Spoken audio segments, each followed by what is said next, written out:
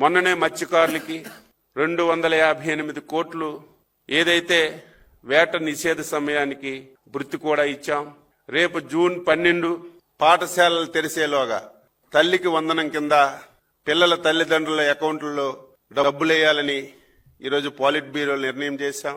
కేంద్ర ప్రభుత్వం రేపెప్పుడు అన్నదాత సుఖీభవ కింద ఫస్ట్ ఇన్స్టాల్మెంట్ వేస్తారు, అదే రోజు మనం ఫస్ట్ ఇన్స్టాల్మెంట్ జోడించి రైతులకు ఇవ్వాలని చెప్పి నిర్ణయం చేశాం. దీంతో పాటుగా ఇంకొక మంచి నిర్ణయం తీసుకున్నాం.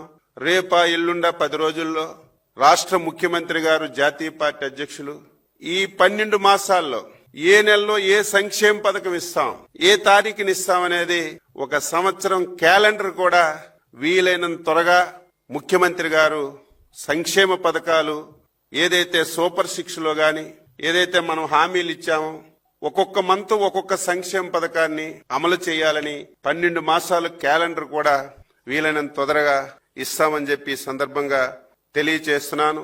11 మాసాల్లో 8.50 లక్షల పెట్టుబడులు వచ్చాయి.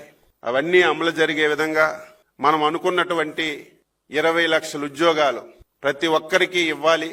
అదేదో మనం చెప్పడం కాదు, ఎవరు కంప్యూటర్లో చూసినా సరే ఏ పరిశ్రమలో ఎంతమందికి, ఏ ఊర్లో ఎంతమందికి, ఏ జిల్లాలో ఎంతమందికి ఇచ్చామనే స్పష్టమైనటువంటి సమాచారాన్ని ప్రతి ఒక్కరికి తెలియజేయాలని ఈరోజు పొలిట్ బ్యూరోలో నిర్ణయం చేశాం.